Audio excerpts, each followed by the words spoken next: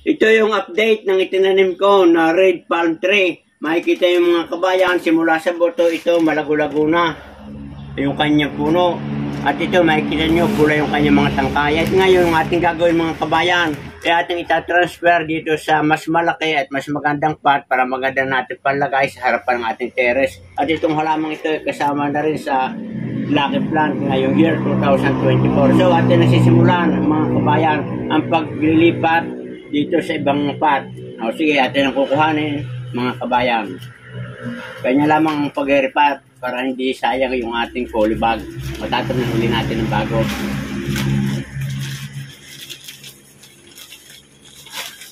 Yan mga kabayan. O kita yung ugat, mahaba na. Yan. Atin ang tatanim dito.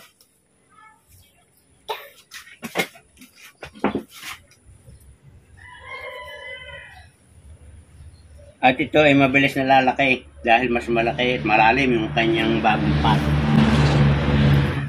Mga kabayan, natapos na nating i-repat itong ating red palm tree. Ay ngayon ating mga isusunod ay ating didiligan ito.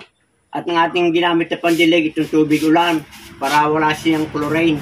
At saka yung dire-direksyon ng kanyang paglaki. Yan. So yan mga kabayan. Hanggang dito na lamang at sana may natutunan kayo sa aking pagtatanim nitong red palm tree. Magandang araw mga kabayan.